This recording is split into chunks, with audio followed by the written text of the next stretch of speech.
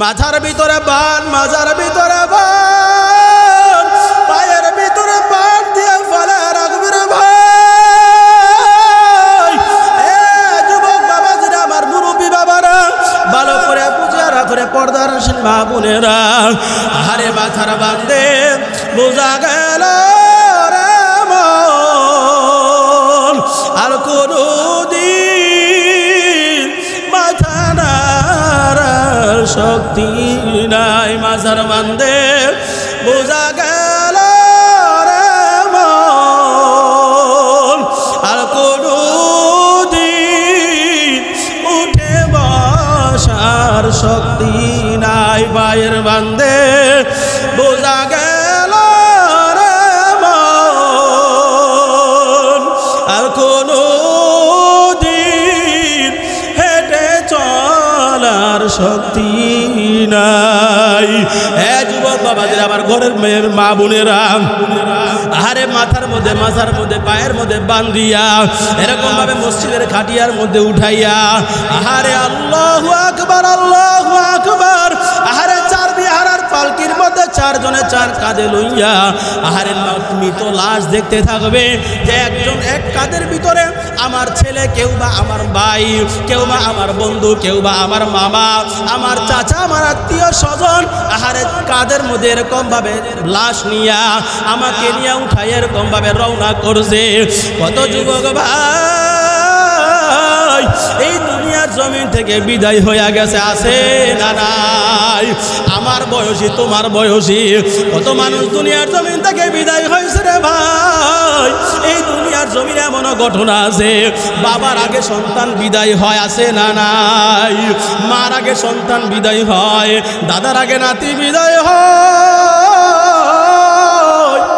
বন্ধুর আগে অল্প বয়সের বন্ধুরা দুনিয়া থেকে বিদায় হয়ে যায়।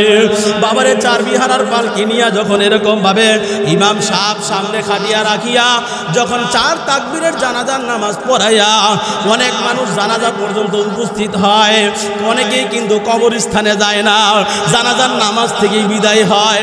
তাকায়া দেখ রে ভাই, যেই মানুষটার জন্য তোর জীবনটারে নষ্ট করলা, যেই সন্তানের জন্য তোমার জীবন যৌবন নষ্ট করলা, যেই বন্ধুর পিছনে পড়িয়া, বন্ধুর মায়ায় পড়িয়া তোমার জীবন যৌবন নষ্ট করছে রে ভাই, যেই নেতার পিছনে পড়িয়া নেতার স্লোগান দিতে দিতে নিজের জীবন আখেরাত ধ্বংস করছে রে ভাই, ওই নেতা কিন্তু তোমার কবরের পাশে যাবে না, ওই বন্ধু কিন্তু তোমার কবরের পাশে যাবে না, বন্ধু কিন্তু কবরের সাথী হবে না, ছেলে মেয়ে কিন্তু কবরের সাথী হবে না। তোমার কবরে তুমি যাবা, আমার কবরে আমাকে যেতে হবে। জোরে কর ঠিক কিনা? আহারে জানাজার নামাজ পড়ায়া ওই কবরের ভিতরে, কবরের পাশে রাখিয়া তিনজন মানুষ কবরে লাফদা নামবে। আহারে এক এক করিয়া কবর থেকে যখন তোমাকে ধরাধরি করিয়া ওই কবরের ভিতরে নামানো শুরু করবে রে ভাই, আহারে এখানে অনেক মানুষ আছে কবরের ভিতরে নামছে, আছে না নাই? আমরা একটু মোহাব্বতে মাওলা পাকের জিকির করতে পারবো? একটু জোরে সোরে লা ইলাহা ইল্লাল্লাহ, লা ইলাহা ইল্লাল্লাহ, লা ইলাহা ইল্লাল্লাহ, লা ইলাহা ইল্লাল্লাহ, লা ইলাহা ইল্লাল্লাহ, লা ইলাহা ইল্লাল্লাহ, লা ইলাহা ইল্লাল্লাহ।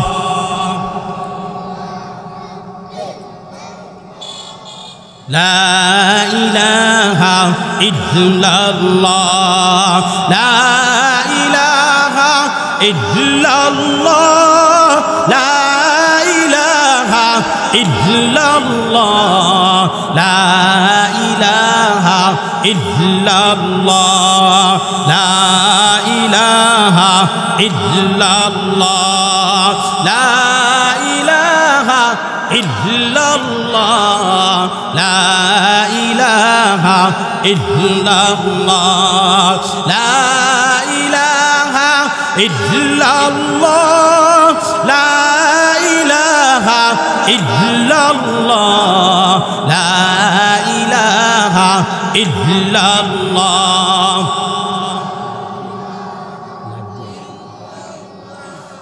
লা ইলাহা ইল্লাল্লাহু মুহাম্মাদুর রাসূলুল্লাহ সাল্লাল্লাহু আলাইহি ওয়াসাল্লাম। সকলে জোরে সোরে বলি আলহামদুলিল্লাহ। কোরআনের মজলিসে ঈমানদার আসতে পারে, কি কথা কোন ঠিক কিনা? শয়তান কথা কোন না কিরু? আপনি কি ঘুমাইতেছেন? হ্যাঁ, যদি এন গানের মজলিস হইতো অবস্থাটা হইল কি? হ্যাঁ, গানের মজলিস হইলে তো চিল্লে আদি মনে গলা ভেঙ্গা লাইতেন, যেরকম ঠিক কিনা? এটা কিসের মজলিস? কোরআনের মজলিস, খুব দামি মজলিস। এই কোরআনের মজলিসে শয়তান ইবলিস আসতে পারে না, যেরকম ঠিক কিনা? এই কোরআনের মজলিসে আসতে পারে একমাত্র যাদের ভিতরে আল্লাহর ভয় আছে, যাদের ভিতরে ঈমান আছে। এই কথা ঠিক না ভাই? যারা নাকি এখন রাস্তাঘাটে ঘুরতেছে, চিন্তা করতেছে দেখি একটু দেখি হুজুর আইছে তো গলাটা দেখি কেমন আছে না, এরকম মুসল্লি আছে না? চিন্তা করে দেখি আগে হুজুরের গলাটা টেস্ট করে লো, যেমন একটু মজা লাগে।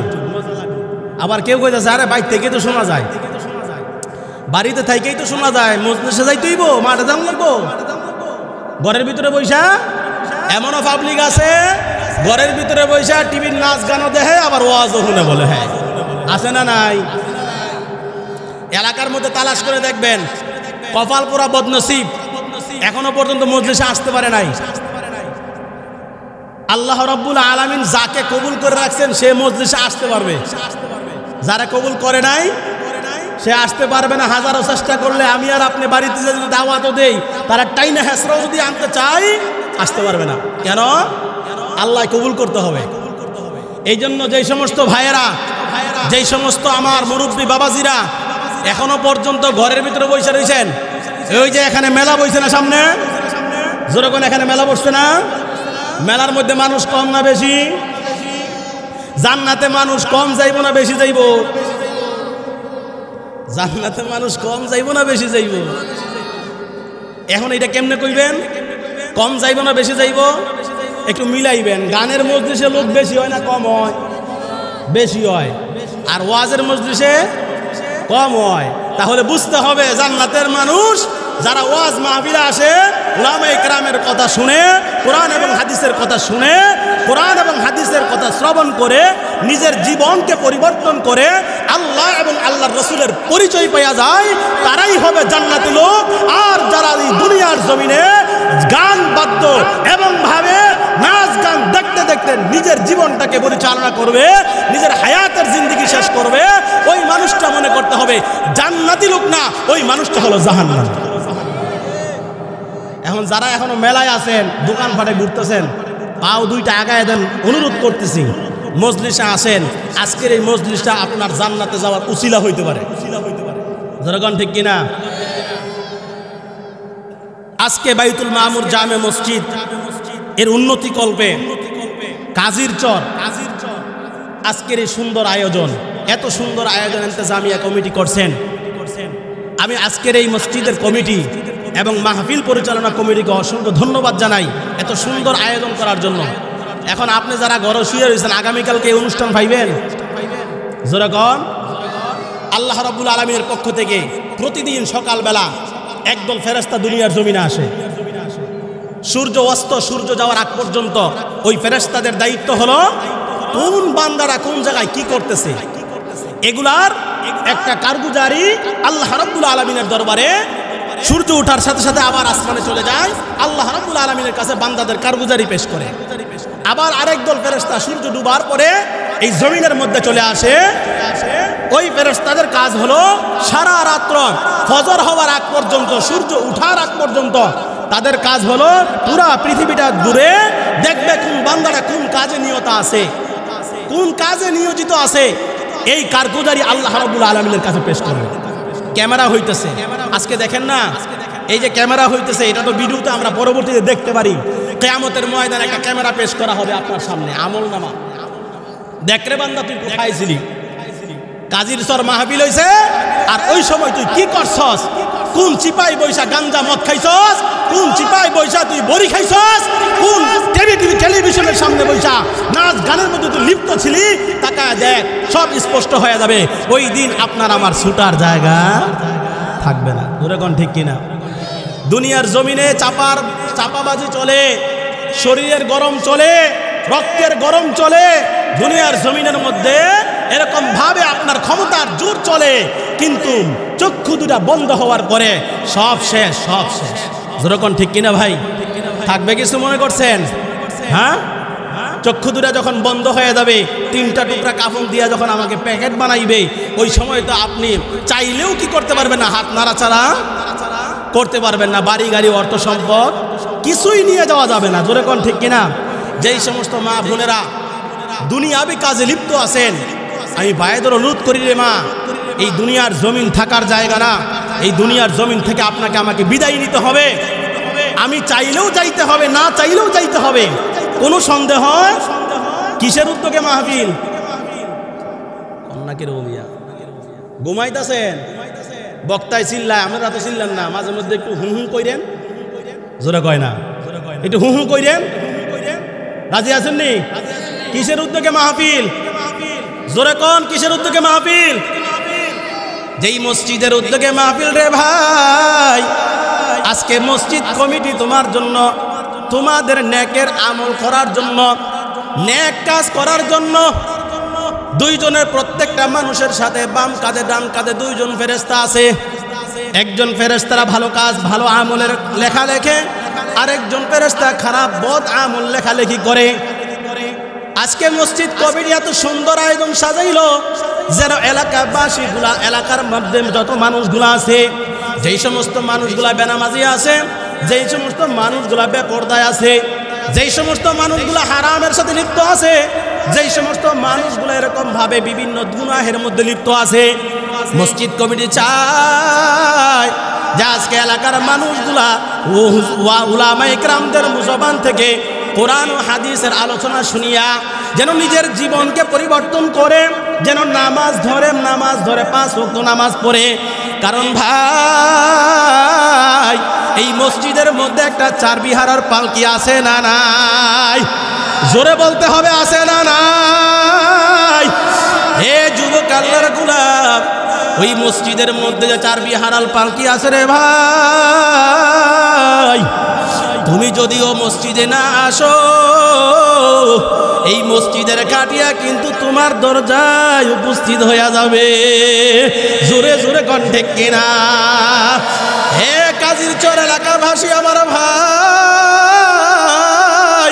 দুনিয়ার জমিনে তুমি যত বড় মাতাব্বর হও না কেন, তুমি দুনিয়ার জমিনে যত বড় ক্ষমতাশীল হও না কেন রে ভাই, ওই খাটিয়ায় উঠার পরে তোমার ক্ষমতা থাকবে না। যত টাকা পয়সার মালিক হও, যত এরকম ভাবে দাপটশীল হও না কেন রে ভাই, ওই মসজিদের খাটিয়ার মধ্যে উঠার পরে তোমার দুনিয়ার সব কিছু পর হয়ে যাবে। এই জন্য এলাকার মুরব্বী বাবাজিরা, আমার যুবক বাবাজিরা, ভাই আপনাদেরকে আমি হাতের পায়ে ধরে অনুরোধ করি রে ভাই, আমার পরে যোগ্য উলামায়ে কেরাম আসতেছে, 2 জন মুফতি সাহেব আসতেছে, তাদের আলোচনা শুনিয়া নিজের জীবনটাকে পরিবর্তন করার চেষ্টা করো রে ভাই। কারণ ওই কবরে কিন্তু একা যেতে হবে। আজকে শীতের রাত্রিতে রে বাবা, ঘরের ভিতরে লেপ টুসুক না হইলে ঘুম আসে না। জোরে কণ্ঠে কিনা? ঘুম আসে? আরে বাবা, ঘুম আসে না। ওই ঘরের ভিতরে এরকম ভাবে সুন্দর খাট আছে, এরকম ভাবে বিছানা আছে, তোমার পাশে তোমার বিবি আছে রে ভাই, তোমার ভাই বোন আত্মীয় স্বজন তোমার ঘরের পাশেই ঘুমায়, কিন্তু বাবা তারপরেও একা একা ঘরের ভিতরে থাকতে বড় ভয় লাগে কিনা? জোরে কোন ভয় লাগে কিনা? জোরে কোন ভয় লাগে কিনা? কিন্তু বাবারে ভালো করে শুনিয়া রাখো রে ভাই, ওই খবর যে এমন একটা ঘর, ওই কবরে কিন্তু সাথীও নাই বাতিও নাই, ওই কবরে কিন্তু বিছানাও নাই। আজকে মনে করতেছ রে ভাই তোমার এরকম ভাবে একটা বাড়ি আছে, তোমার গাড়ি আছে, তোমার এরকম ভাবে কোটি কোটি কোটি টাকার মালিক হয়ে গেছো। ভালো করে শুনিয়া রাখো রে ভাই, আজকে এলাকার মধ্যে অনেক যুবক আছে এরকম ভাবে চিন্তা করে যে আমি তো মেম্বার, আমি তো চেয়ারম্যান, আমি তো এমপি, আমি তো এরকম ভাবে মন্ত্রী হয়ে গেছি, আমার চাইতে বড় আর কে আছে? আমার ক্ষমতার জন্য দুনিয়ার জমিনের মাটি কাঁপে আছে না নাই? ভালো করে শুনিয়া রাখো রে ভাই, ওই কবর কিন্তু প্রতিদিন বলতেছে আনা বাইতুল ওয়াহদা, আনা বাইতুজ জুল, আনা বাইতুজ জুলবা, আনা বাইতুদ দূর। এ যুবক বাবাদের, আমার মুরব্বী বাবারা, চক্ষু দুইটা বন্ধ করে একটু খেয়াল করিয়া দেখেন, আরে এরকম ভাবে কত মানুষ রাত্রে বেলা ঘুমায়। ফজরের নামাজের আগে মসজিদের মুয়াজ্জিন এলান করে কাজীর চর নিবাসী অমুক আক্কাস আলী দুনিয়ার থেকে বিদায় হয়ে গেছে। আহারে 10টার সময় জানাজার নামাজ। তুমি ভালো করিয়া তাকায় দেখো রে ভাই, তোমার এলাকার থেকে কত মুরব্বীরা দুনিয়ার থেকে বিদায় হয়ে গেছে। আজকে এই বাজারের মধ্যে এরকম ভাবে দোকান পাড়ের মধ্যে কত এলাকার মানুষগুলা, এলাকার মুরব্বীরা যারা আগে ক্ষমতাশীল ছিল, চায়ের দোকানে বৈশা চা খাইছে, আজকে ওই চেয়ারের দিকে তাকাইলে মুরব্বীকে দেখা যায় না। আছে না নাই? এখানেও তো অনেক বাবাজিরা আমার আছে যাদের মাও নাই, বাবাও নাই। আজকে কতগুলা বছর হয়ে গেছে বাবা এতিম হইয়া 3 টুকরা সাদা কাপড়ের প্যাকেট বানাইয়া নিজের হাতে বাবাকে কবরে রাখছি রে ভাই।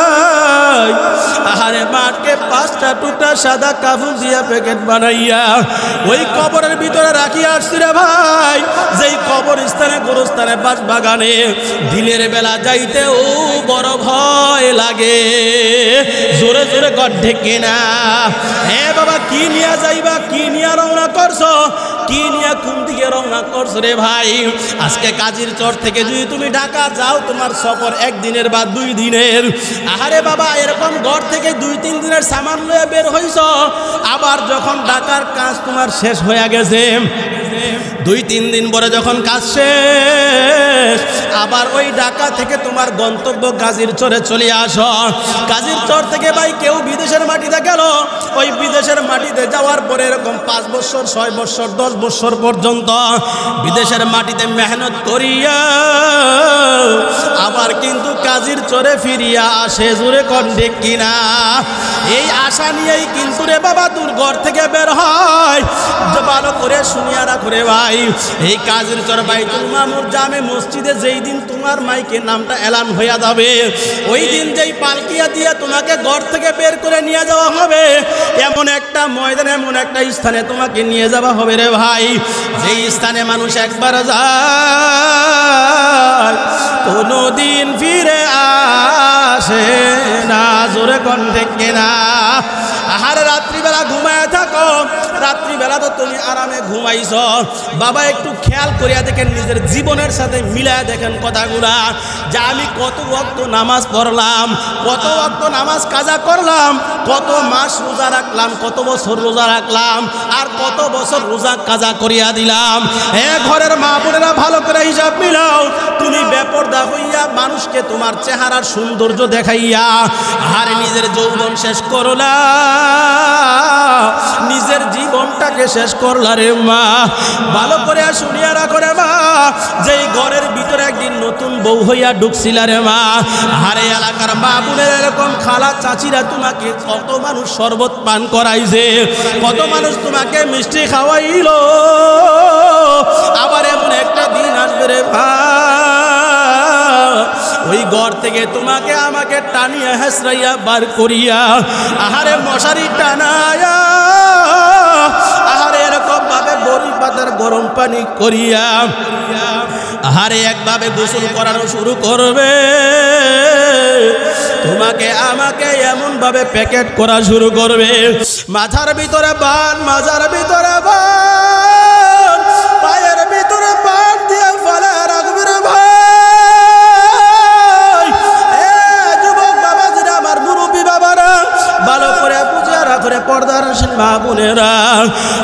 মাথার বান্দে বোঝা গেল রে মন আর কোনদিন মাথা নাড়ার শক্তি নাই। মাথার বান্দে বোঝা গেল রে মন আর কোনদিন উঠে বসার শক্তি নাই। ভাইয়ের বান্দে বোঝা গেল রে মন আর কোনদিন হেঁটে চলার শক্তি নাই। যুবক বাবাদের, আমার ঘরের মেয়ের মা বোনেরা, আহারে মাথার মধ্যে পায়ের মধ্যে বান্ধিয়া এরকম ভাবে মসজিদের খাটিয়ার মধ্যে উঠাইয়া আহারে আল্লাহু আকবার আল্লাহু আকবার, আহারে চার বিহারার পালকির মধ্যে চারজনে চার কাঁধে লইয়া আহারে মৃত লাশ দেখতে থাকবে যে একজন এক কাঁধের ভিতরে আমার ছেলে, কেউ বা আমার ভাই, কেউ বা আমার বন্ধু, কেউ বা আমার মামা, আমার চাচা, আমার আত্মীয় স্বজন আহারে কাঁধের মধ্যে এরকম ভাবে লাশ নিয়া আমাকে নিয়ে উঠাই এরকম ভাবে রওনা করছে। কত যুবক ভাই এই দুনিয়ার জমিন থেকে বিদায় হয়ে গেছে, আছে না নাই? আমার বয়সী, তোমার বয়সী কত মানুষ দুনিয়ার জমিন থেকে বিদায় হয়েছে রে ভাই। এই দুনিয়ার জমিনে এমন ঘটনা আছে, বাবার আগে সন্তান বিদায় হয়, আছে না নাই? মার আগে সন্তান বিদায় হয়, দাদার আগে নাতি বিদায় হয়, বন্ধুর আগে অল্প বয়সের বন্ধুরা দুনিয়া থেকে বিদায় হয়ে যায়। বাবারে চার বিহারার পালকি নিয়া যখন এরকম ভাবে ইমাম সাহেব সামনে খাটিয়া রাখিয়া যখন চার তাকবীরের জানাজার নামাজ পড়াইয়া অনেক মানুষ জানাজা পর্যন্ত উপস্থিত হয়, অনেকেই কিন্তু কবরস্থানে যায় না, জানাজার নামাজ থেকেই বিদায় হয়। তাকায়া দেখ রে ভাই, যেই মানুষটার জন্য তোর জীবনটারে নষ্ট করলা, যেই সন্তানের জন্য তোমার জীবন যৌবন নষ্ট করলা, যেই বন্ধুর পিছনে পড়িয়া বন্ধুর মায়ায় পড়িয়া তোমার জীবন যৌবন নষ্ট করছে রে ভাই, যেই নেতার পিছনে পড়িয়া নেতার স্লোগান দিতে দিতে নিজের জীবন আখেরাত ধ্বংস করছে রে ভাই, ওই নেতা কিন্তু তোমার কবরের পাশে যাবে না, ওই বন্ধু কিন্তু তোমার কবরের পাশে যাবে না, বন্ধু কিন্তু কবরের সাথী হবে না, ছেলে মেয়ে কিন্তু কবরের সাথী হবে না। তোমার কবরে তুমি যাবা, আমার কবরে আমাকে যেতে হবে, জোরে কর ঠিক কিনা? আরে জানাজার নামাজ পড়ায়া ওই কবরের ভিতরে কবরের পাশে রাখিয়া তিনজন মানুষ কবরে লাফদা নামবে। আহারে এক এক করিয়া কবর থেকে যখন তোমাকে ধরাধরি করিয়া ওই কবরের ভিতরে নামানো শুরু করবে রে ভাই, আহারে এখানে অনেক মানুষ আছে কবরের ভিতরে নামছে, আছে না নাই? আমি তো কত কবরে নামছি। আমাদের পাঁচদোনা এলাকায় একটা খোঁজ খবর নিলে পাইবেন, আমার মাদ্রাসার বিল্ডিং এর পাশেই একজন উচ্চশীল টাকা পয়সার মালিক মোহাম্মদ জামাল, মিতু স্টিলের জামাল ভাই বড় যুবক মানুষ ছিল রে ভাই, এত টাকা পয়সার মালিক ছিল।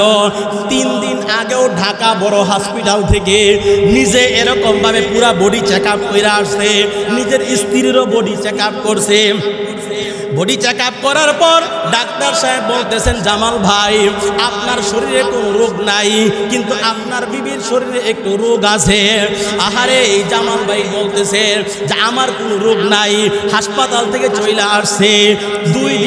2 দিন যাওয়ার পর পাঁচদোনা মোড়ের ভিতরে বন্ধুদেরকে নিয়ে ক্যারাম খেলছেন। ক্যারাম খেলিয়া যখন রাত্রিবেলা, রাত্র বাজে 10টা না 10:30টার সময় বাড়িতে সিঁড়ি দিয়ে উঠতে গেছেন, হঠাৎ করে 2 তলা উঠার পর বুকের মধ্যে ব্যথা শুরু হয়েছে। বড় যুবক মানুষ, একটু খোঁজখবর নিয়ে দেখেন, বেশি দূরে না, যুবক মানুষ, মিতু স্টিলের মালিক, সেখানে রড সিমেন্ট অনেক জায়গায় আসে। ওই জামাল ভাই বড় সুস্থ মানুষ ছিল রে ভাই। এই লোকটা যখন সিঁড়ি দিয়া উঠতেছেন, 2 তলায় উঠার পর বুকের ভিতরে হঠাৎ ব্যথা হয়েছে। এরকম দুনিয়ার জমিন থেকে মানুষ বিদায় হয়েছে, হঠাৎ মৃত্যু হয়েছে, হার্ট অ্যাটাক করে মৃত্যুবরণ করছে, আছে না নাই? জোরে কোন আছে না নাই? অ্যাক্সিডেন্ট করে মানুষ যায় কি যায় না? হ্যাঁ, দুনিয়ার থেকে মানুষ বিদায় হয় না? অনেক মানুষের শরীরে কোনো রোগই নাই, হঠাৎ করে দুনিয়ার থেকে বিদায় হয়ে গেছে, আছে না নাই? জামাল ভাই এরকম ভাবে হঠাৎ করে লোকজন ধরাধরি করিয়া ঢাকা নিয়ে রওনা করছে। প্রথম নিচে মাধবদী যাওয়ার পর ডাক্তাররা বলতেছেন যে আপনারা তাকে তাড়াতাড়ি ঢাকা নিয়ে যান বড় হসপিটালে। সাধারণ চিকিৎসা করার পর যখন নিয়ে রওনা করছে, মাধবদী পুরান বাস স্ট্যান্ড পাস হওয়ার পরে একটা পাম্প আছে, তেলের পাম্প। ওই তেলের পাম্পে যাওয়ার পর তেল ভরতেছেন গাড়িওয়ালা। জামাল ভাইও গাড়ির থেকে ভালো করে নামছেন, সুস্থ মানুষটা গাড়ির থেকে নামছে। নামার পর বলতেছে আমার ভালো লাগতেছে না, একটু আসমানের দিকে তাকাইতেছে, উপরের দিকে তাকাইতেছে। তার সাথী যায়, তার ছেলে আছে, তার শালা আছে, এরকম ভাবে ধরাধরি কি হয়েছে ভাই? বলে আমার জানি কেমন লাগতেছে কইয়াই শেষ। এই যে পড়ছে শেষ, এই দুনিয়ার জমিন থেকে বিদায় হয়ে গেছে। ওই জামাল ভাইকে আমি নিজে কবরে নামাইছি। যখন কবরে রাখি রে ভাই, তার পাশেবর্তী তার বড় ভাই কবরের পাশে দাঁড়ায় কয়, হুজুর আমার ভাইকে কই রাইখা যাইতেছে?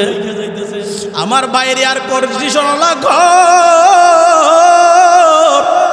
কোটি কোটি টাকা দিয়ে একটা খাট বানাইছে, ঘরের ভিতরে এত আরামায়েশ, আমার ভাই সাধারণ মাটিতে পড়ে থাকবে।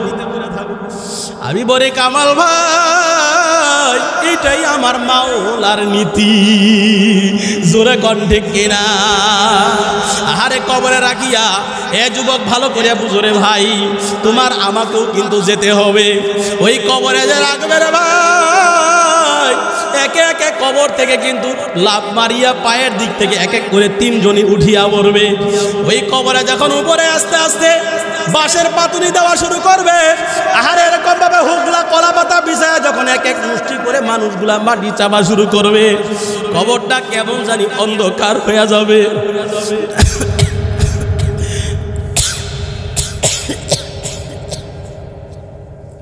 ডানেও মাটি বামেও মাটি, নিচে মাটির বিছানা, উপরেতে চাপা মাটি, ভাই গাও যাইতে পারবো না।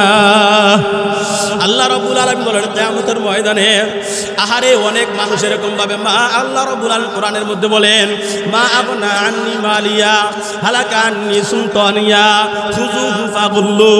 আহারে কত এরকম ভাবে আল্লাহর বান্দাগুলা বলতে থাকবে, আমার কোথায় মাল চলিয়া গেল, আমার কোথায় ক্ষমতা চলিয়া গেল, কোথায় টাকা গেল, কোথায় কে গেল, সব তো পর হয়ে গেছে। আহারে আল্লাহ রাব্বুল আলামিন বলবেন, হাতে পায়ের মধ্যে জাহান্নামের শিকল লাগাইয়া দে, হাতে পায়ের মধ্যে জাহান্নামের শিকল লাগাইয়া নিয়া জাহান্নামের মধ্যে নিক্ষেপ করবে। আহারে ওই লোকটা চিন্তা করবে, আমি তো এত টাকার মালিক ছিলাম, এত টাকা পয়সা অর্থ সম্পদের মালিক ছিলাম, এত ক্ষমতার মালিক ছিলাম, আজকে তো সব নাই হয়ে গেছে। আল্লাহ রাব্বুল আলামিন বলবেন, খুযুহু ফাগুল্লু, খবিসরে ধর। ফজরের আজান হইছে নামাজ পড়ে নাই, জোহরের নামাজের আজান হইছে নামাজ পড়ে নাই, আসর মাগরিব এশা আজান হইছে নামাজ পড়ে নাই। আমি তাকে এত নিয়ামত দান করলাম, এত নিয়ামত দান করলাম। পানির থেকে মাছ উঠাইয়া পাসার মারছে, মাছটা কত লাফালাফি করছে। একটা মুরগিরে দরিয়া এরকম ভাবে গলাটা ভুস মারিয়া ফালাই দিছে, মুরগিটা কত লাফালাফি করছে।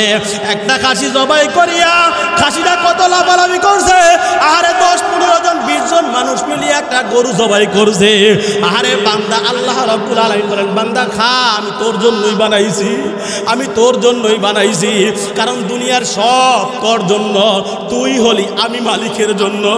মালিক বলে, কত গুনাহ করছো রে যুবক, কত গুনাহ করছো, পাহাড় সম পরিমাণ গুনাহ করছো, সাগরের ফেনা পরিমাণ গুনাহ করছো। আল্লাহ রাব্বুল আলামিন বলেন, এ বাবা, পাহাড় সম পরিমাণ তুমি গুনাহ করছো। আল্লাহ রাব্বুল আলামিন বলেন, বান্দা আমি আল্লাহ রাব্বুল আলামিনের দয়া এত বড়, আমার আল্লাহর মায়া এত বড়, আমার আল্লাহ বড় মেহেরবান, বড় দয়াবান। আল্লাহ রাব্বুল আলামিন বলেন, সাগরের ফেনা পরিমাণ গুনাহ করছো, মসজিদের মধ্যে যাইয়া আমি মালিকের কুদরতি কদমে সিজদা দিয়া একটা বার যদি আমি মালিককে ডাক দিতে পারো, আমি মালিক তোর জিন্দেগির গুনাহ মাফ করে দিব।